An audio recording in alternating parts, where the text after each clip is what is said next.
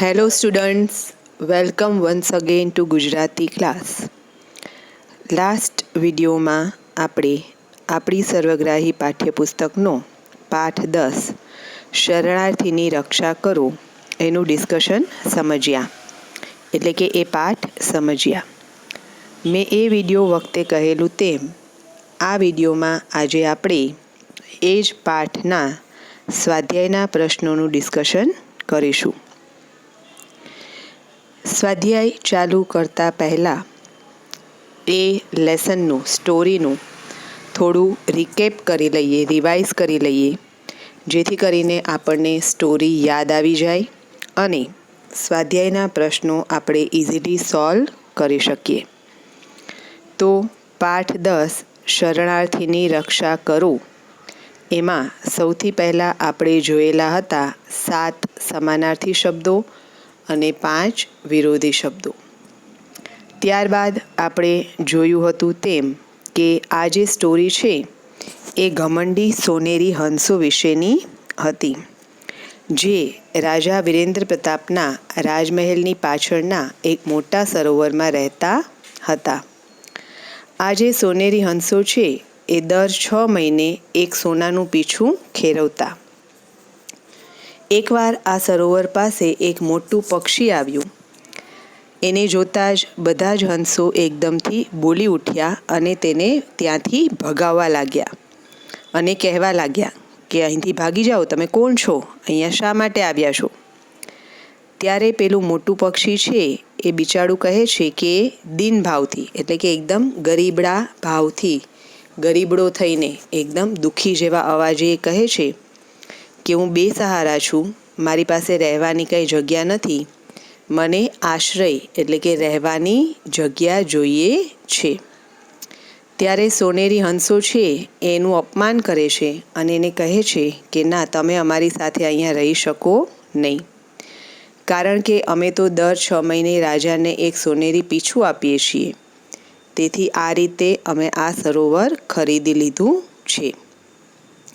આવું સોનેરી હંસોએ ઘમંડમાં, અભિમાનમાં કહ્યું. પેલું જે મોટું પંખી હતું એણે બિચારાએ ખૂબ જ એને રિક્વેસ્ટ કરી, વિનંતી કરી, આગ્રહ કર્યો, પણ સોનેરી હંસો છે એ એકના બે થયા નહીં. અને ઇવન એ લોકો તો પેલા મોટા પક્ષીને સરોવરના કિનારા ઉપર બેસવા દેવા પણ તૈયાર ન હતા. એને કિનારા ઉપર પણ બેસવા નહોતા ઈચ્છતા. આ જોઈને જે નવું મોટું પંખી હતું એને ખૂબ જ ગુસ્સો આવ્યો અને તેણે મનમાં નક્કી કર્યું કે આ જે ઘમંડી સોનેરી હંસો છે એનું અભિમાન તોડવું, એને પાઠ ભણાવવો. એટલે એ જ સમયે રાજા વિરેન્દ્ર પ્રતાપ પાસે ગયું અને કહ્યું કે મહારાજ, આપના રાજ્યમાં એક શરણાર્થીને આશ્રય નહીં મળે, એટલે તમારી શરણે કોઈ આવેલું છે, તમારી મદદ માંગવા આવેલું છે, તો એને રહેવાની જગ્યા નહીં મળે. હું તો તમારું નામ સાંભળીને અહીંયા આવ્યો, તો મેં તો સાંભળ્યું છે કે તમે ખૂબ જ દયાળુ છો, કૃપાળુ છો અને રહેમદિલ અને ભલા છો. ત્યારે રાજા એને જવાબ આપે છે કે એમાં તને કંઈ શંકા છે પંખી? અમે તો હંમેશા અમારી શરણે આવેલાની રક્ષા જ કરીએ છીએ. તમારી પાસે રહેવાની જગ્યા નથી તો જાઓ, અમારા મહેલની પાછળ જે શાહી સરોવર છે, અમારું સરોવર છે, એમાં તમે જઈને રહો અને તમારા ખાવા પીવાની વ્યવસ્થા પણ અમે કરી આપશું. આમ રાજાએ પંખીને ત્યાં જવા માટેની પરમિશન, રજા આપી અને એને આશ્વાસન આપ્યું. ત્યારે પંખી એને કહે છે કે મહારાજ, પણ હું તમારા સરોવરમાં રહીશ, એના બદલામાં હું તમને કંઈ આપી શકીશ નહીં. એટલે રાજા કહે છે કે અરે, પણ અમે તમારી પાસેથી કંઈ મેળવવા નથી માંગતા, અમારે તમારી પાસેથી કંઈ જોતું નથી, અમારા ઉપર લક્ષ્મીજીની કૃપા છે, મહેરબાની છે. ત્યારે જે મોટું પક્ષી, જે નવું પક્ષી આવેલું હતું, એ રાજાને કહે છે કે પણ તમારા સરોવરમાં જે હંસો રહે છે એમણે તો મને એવું કીધું કે અમારા રાજા ખૂબ લોભી છે અને અમે દર 6 મહિને એને સોનાનું પંખી આપીએ છીએ, એટલે અમે આ સરોવર પણ ખરીદી લીધું છે. આવી રીતે એણે પોતાની યુક્તિ અજમાવી. હવે નવા પંખીના મોઢેથી પોતાના માટે આવા શબ્દો સાંભળી અને રાજાને ખૂબ જ ગુસ્સો આવ્યો. એણે પોતાના સૈનિકોને બોલાવ્યા અને એને આદેશ આપ્યો કે તમે અત્યારે જ જઈ અને હંસોને પકડી લાવો. એ બહુ અહંકારી, અભિમાની થઈ ગયા છે એને દંડ આપવો પડશે, એને સજા આપવી પડશે. રાજાનો આદેશ જેવો મળ્યો એવા તરત જ સૈનિકો છે એ સરોવર તરફ જવા માટે નીકળી ગયા. હવે જેવા સૈનિકોને સરોવર તરફ આવતા જોયા એવું તરત જ એક વૃદ્ધ હંસે પોતાના બધા બીજા સાથીઓને કહ્યું કે મિત્રો, હવે આ સરોવર આપણે છોડીને ભાગી જવું પડશે. જરૂર એ જે નવું પંખી હતું એણે રાજાને આપણી વિરુદ્ધ, આપણી ખિલાફ કંઈક કહ્યું લાગે છે, જેથી હવે આપણને સજા આપવામાં આવશે.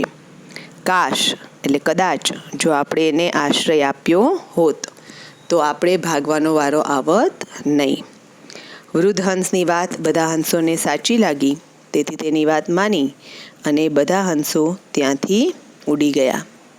મોરલ ઓફ ધ સ્ટોરી હતું કે આપણે આપણી શરણે આવેલાને ક્યારેય પણ ધૂતકારવો એટલે કે એનું અપમાન કરવું જોઈએ નહીં. આપણી મદદ માંગવા માટે આવેલા હોય, આપણી પાસે મદદ માટે આવેલા હોય એ લોકોને આપણે હંમેશા મદદ કરવી જોઈએ. તો આ થયો આપણો પાઠ 10, શરણાર્થીની રક્ષા કરો. હવે જોઈએ સ્વાધ્યાય. તમારી ટેક્સ્ટબુકમાં પેજ નંબર 58 ઉપર સ્વાધ્યાય આપેલું છે. તેમાં પહેલો પ્રશ્ન, નીચેના પ્રશ્નોના મુદ્દાસર જવાબ લખો. અત્યાર સુધી જેમ દર વખતે હું કહું છું એમ કે જ્યારે તમે વિડીયો જોવા બેસો ત્યારે હું એવું ઈચ્છું કે તમે તમારી ટેક્સ્ટબુક લઈને જ બેસો અને તમારું સ્વાધ્યાય સાથે સાથે જ કમ્પ્લીટ કરી લો. બરાબર? પહેલો પ્રશ્ન આપેલો છે, બેસહારા પંખીને હંસોએ શું કહ્યું? એનો જવાબ આપણને પેજ નંબર 57 ઉપર સેકન્ડ પેરેગ્રાફમાં આપેલો છે. આન્સર આપણે આ રીતે શરૂ કરી શકીએ કે બેસહારા પંખીને હંસોએ કહ્યું કે ના, તમે અમારી વચ્ચે રહી શકો નહીં, કેમ કે અમે દર 6 મહિના પછી રાજાને એક સોનેરું પીછું આપીએ છીએ. એ રીતે અમે આ સરોવર ખરીદી લીધું છે. એ જે સેકન્ડ પેરેગ્રાફ છે પેજ નંબર 57 ઉપર, એ આ પ્રશ્નનો જવાબ થશે. ફરીથી એક વખત હું બોલું છું, સાંભળજો. પહેલાં આપણને ખબર છે એમ આન્સર આપણે ક્વેશ્ચન ઉપરથી ચાલુ કરશું.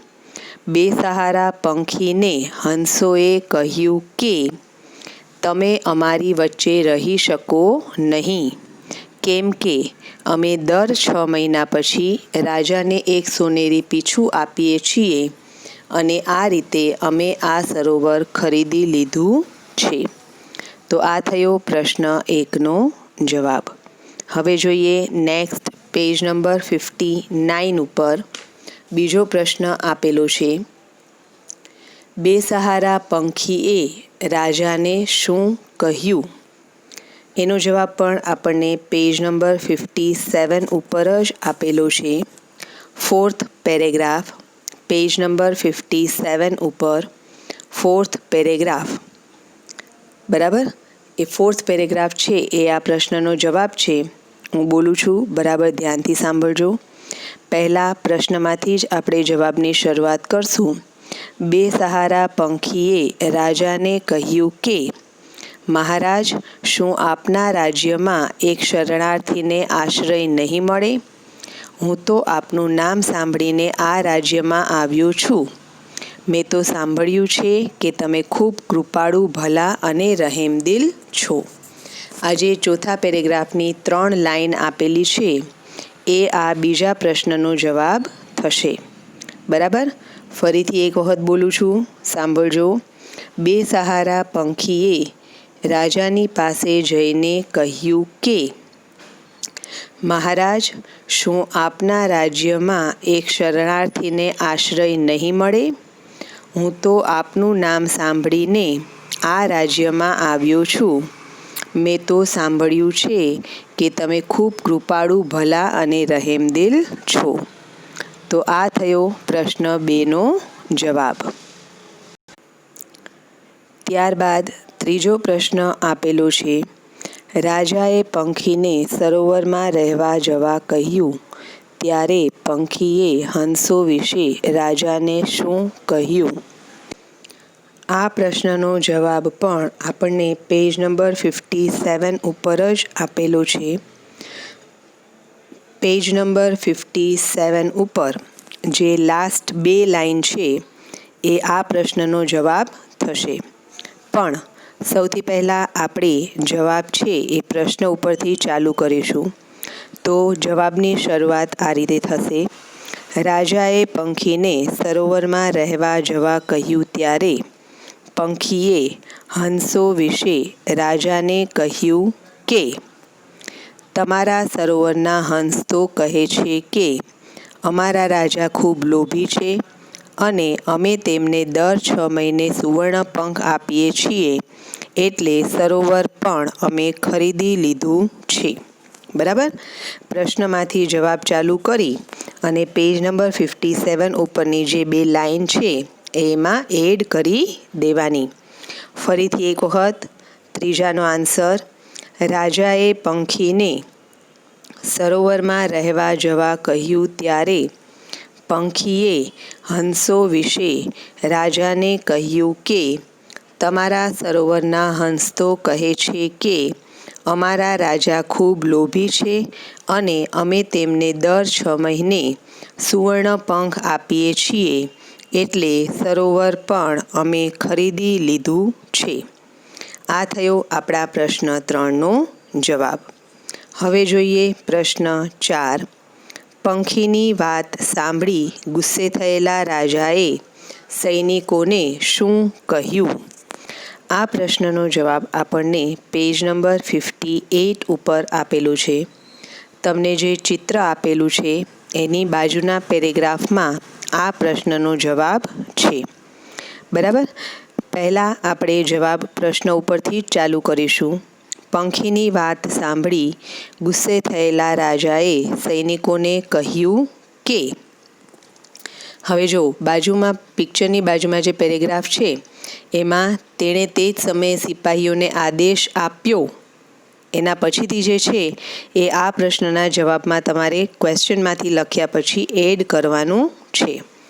ફરીથી પ્રશ્ન ઉપરથી પહેલાં ચાલુ કરવાનું. પંખીની વાત સાંભળી ગુસ્સે થયેલા રાજાએ સૈનિકોને કહ્યું કે, તમે લોકો અત્યારે જ જઈને હંસોને પકડી લાવો. તેઓ અહંકારી થઈ ગયા છે, તેઓને દંડ આપવો પડશે. તો આ રીતે પેજ નંબર 58 ઉપર ચિત્રની બાજુના પેરેગ્રાફમાં જે છેલ્લી 3 લાઈન છે એ આ ક્વેશ્ચનનો આન્સર થશે. બરાબર? ફરીથી એક વખત પહેલાં ક્વેશ્ચનમાંથી ચાલુ કરવાનું. પંખીની વાત સાંભળી ગુસ્સે થયેલા રાજાએ સૈનિકોને કહ્યું કે, તમે લોકો અત્યારે જ જઈને હંસોને પકડી લાવો. તેઓ અહંકારી થઈ ગયા છે, તેઓને દંડ આપવો પડશે. આ થયો પ્રશ્ન 4નો જવાબ. ત્યારબાદ નેક્સ્ટ નંબર 5 આપેલું છે, સૈનિકોને આવતા જોઈ વૃદ્ધ હંસે બધાને શું કહ્યું? તો આનો જવાબ પણ પેજ નંબર 58 ઉપર જ સેકન્ડ લાસ્ટ પેરેગ્રાફમાં આપેલો છે. ચિત્રની નીચે જ જે વૃદ્ધ હંસે કહ્યું એ છેલ્લી લાઈનમાં છેલ્લેથી બીજો વર્ડ આપેલો છે, એ જે મિત્રો છે ઇન્વર્ટેડ કોમામાં ચાલુ થાય છે એ આ ક્વેશ્ચનનો આન્સર થશે. બરાબર? પણ આપણે આન્સર ક્વેશ્ચનમાંથી ચાલુ કરીશું. તો આન્સરની શરૂઆત આ રીતે થશે, સૈનિકોને આવતા જોઈ વૃદ્ધ હંસે બધાને કહ્યું કે, મિત્રો, આ સરોવરને છોડીને ભાગવામાં જ હવે યોગ્યતા રહેશે. તે પંખીએ જરૂર રાજાને આપણી વિરુદ્ધ કંઈક કહ્યું હશે અને હવે આપણને સજા આપવામાં આવશે. કાશ આપણે તેને આશ્રય આપ્યો હોત. તો વૃદ્ધ હંસે બધાને આ કહ્યું જ્યારે એણે સૈનિકોને આવતા જોયા. તો ફરીથી એક વખત આ ક્વેશ્ચનનો આન્સર આ રીતે આવશે, સૈનિકોને આવતા જોઈ વૃદ્ધ હંસે બધાને કહ્યું કે, મિત્રો, આ સરોવરને છોડીને ભાગવામાં જ હવે યોગ્યતા રહેશે. તે પંખીએ જરૂર રાજાને આપણા વિરુદ્ધ કંઈક કહ્યું હશે અને હવે આપણને સજા આપવામાં આવશે. કાશ આપણે તેને આશ્રય આપ્યો હોત. તો આ થયો પ્રશ્ન 5નો જવાબ. અહીંયા આપણો પહેલો પ્રશ્ન મુદ્દાસર જવાબ લખો, એના 5 પ્રશ્નોના જવાબ પૂરા થયા. બરાબર. એના પછી સેકન્ડ ક્વેશ્ચન આપેલો છે, નીચે આપેલા વિધાનો કોણ બોલે છે તે કહો. પહેલું વાક્ય આપેલું છે, ભાઈઓ મારે આશ્રય જોઈએ છે.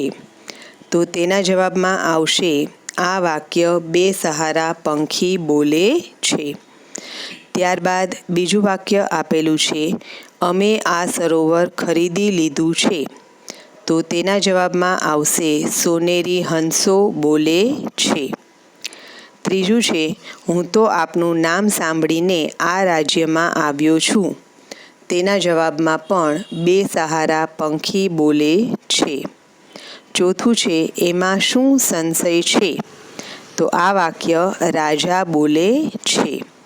પાંચમું અને છેલ્લું વાક્ય આપેલું છે, કાશ આપણે તેને આશ્રય આપ્યો હોત. તો આ વાક્ય વૃદ્ધ હંસ બોલે છે.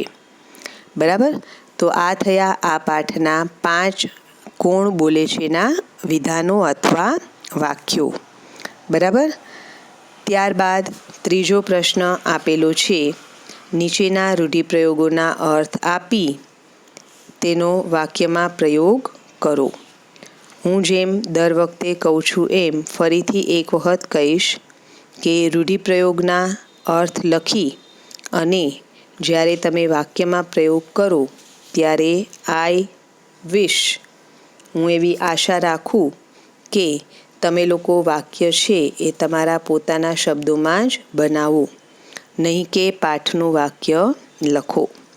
બરાબર. પહેલું રૂઢિપ્રયોગ આપેલું છે, ઘમંડ તોડવો, જેનો અર્થ થશે અભિમાન ઓછું કરવું. ફરીથી એક વખત, ઘમંડ તોડવો, જેનો અર્થ થશે અભિમાન ઓછું કરવું. પાઠનું વાક્ય જોઈએ તો, બેસહારા પંખીએ સોનેરી હંસોનું ઘમંડ તોડવાનું નક્કી કર્યું. બરાબર. અને બહારનું વાક્ય જોઈએ તો, શ્રી કૃષ્ણએ કંસનું ઘમંડ તોડ્યું. બરાબર. શ્રી કૃષ્ણએ કંસનું ઘમંડ તોડ્યું. ત્યારબાદ બીજો રૂઢિપ્રયોગ આપેલો છે, દંડ આપવો, જેનો અર્થ થશે સજા આપવી. પાઠમાંથી વાક્ય જોઈએ તો, રાજાએ સોનેરી હંસોને દંડ આપવાનું નક્કી કર્યું. બરાબર. બહારનું વાક્ય જોઈએ તો, પોલીસે ચોરને દંડ આપ્યો. બરાબર. દંડ આપવો એટલે સજા આપી. પોલીસે ચોરને સજા આપી, દંડ આપ્યો. Or else you can make કે શિક્ષકે રાહુલને ખોટું બોલવા પર દંડ આપ્યો. ઓર રાહુલ ખોટું બોલ્યો તેથી શિક્ષકે તેને દંડ આપ્યો. બરાબર. ત્યારબાદ ત્રીજો રૂઢિપ્રયોગ આપેલો છે, નિશ્ચય કરવો, જેનો અર્થ થશે નિર્ણય કરવો અથવા તો મનમાં નક્કી કરવું. બરાબર. આ એનો અર્થ થશે. પાઠનું વાક્ય જોઈએ તો, બેસહારા પંખીએ સોનેરી હંસોને સજા અપાવવાનો નિશ્ચય કર્યો. બહારનું વાક્ય જોઈએ તો, આપણે હંમેશા યોગ્ય નિશ્ચય કરવો જોઈએ. એટલે કે મનમાં હંમેશા કંઈક નક્કી કરી લેવું જોઈએ, સાચો નિર્ણય કરવો જોઈએ. ત્યારબાદ ચોથો રૂઢિપ્રયોગ આપેલો છે, વાત માનવી, જેનો અર્થ થશે બીજાનું કહ્યું માનવું. બરાબર. વાત માનવી એટલે બીજા કંઈ પણ કહે તે માનવું, બીજાનું કહ્યું માનવું એનો અર્થ થશે. વાક્યમાં પ્રયોગ જોઈએ તો, રાજાએ બેસહારા પંખીની વાત માની. ઓર એલ્સ તમે એવું પણ બનાવી શકો કે વડીલોએ બાળકોની બધી વાત માનવી જોઈએ નહીં, અથવા તો બાળકોએ વડીલોની બધી વાત માનવી જોઈએ, એટલે કે જે કાંઈ પણ કહે બીજા એ માનવું જોઈએ. ત્યારબાદ છેલ્લું અને પાંચમું રૂઢિપ્રયોગ આપેલું છે સંશય હોવો, જેનો અર્થ થશે શંકા હોવી. બરાબર.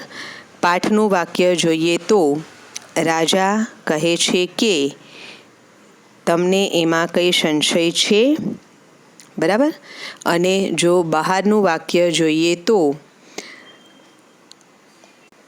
આપણે આપણા મિત્રો પ્રત્યે ક્યારેય પણ સંશય કરવો જોઈએ નહીં, એટલે કે આપણા મિત્રો ઉપર ક્યારેય પણ શંકા કરવી જોઈએ નહીં.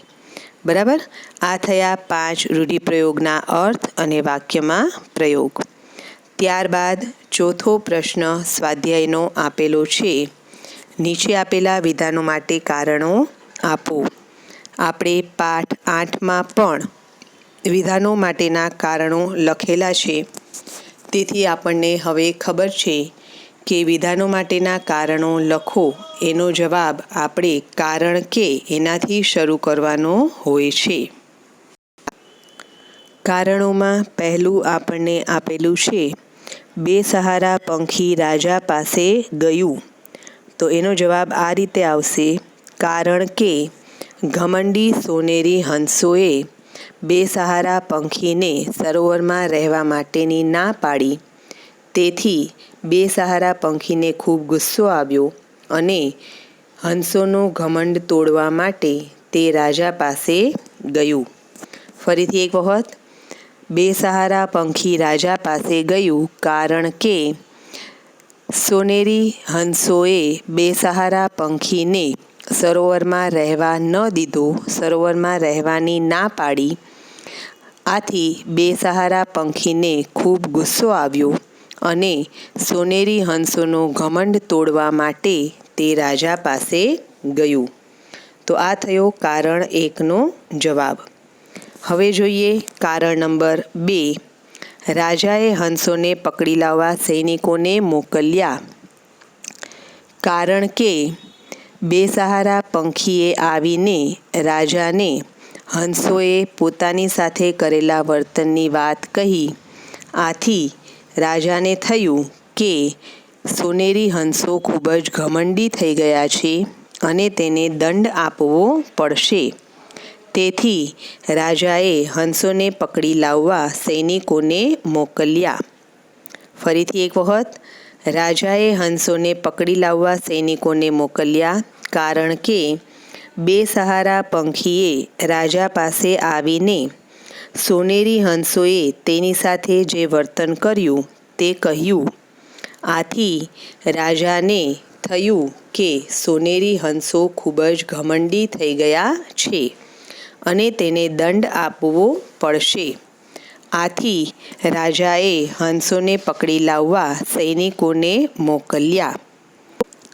આ થયા 2 કારણોના જવાબ. હવે જોઈએ છેલ્લો સ્વાધ્યાયનો પ્રશ્ન, નીચેના શબ્દોની સાચી જોડણી લખો. જેમાં પહેલો શબ્દ આપેલો છે કૃપાળુ, જેનો સાચો શબ્દ થશે કૃપાળુ. ક એની નીચે ઊંધો રેફ, પા અને અડને નાનું ઉ, અડુ, કૃપાળુ. ફરીથી એક વખત, ક નીચે ઊંધો રેફ, પા અને અડું જે મોટું ઉ આપેલું છે એની બદલે નાનું ઉ થઈ જશે, કૃપાળુ. નંબર 2 શબ્દમાં આપેલું છે વીરેન્દ્ર. તો વી જે મોટી આપેલી છે એ વી નાની થઈ જશે. રે એમનેમ રહેશે, રે ઉપર જે ડોટ આપેલો છે એ નીકળી જશે અને જે દ્ર આપેલો છે એની આગળ અડધો ન જોઈન્ટ થઈ જશે. બરાબર.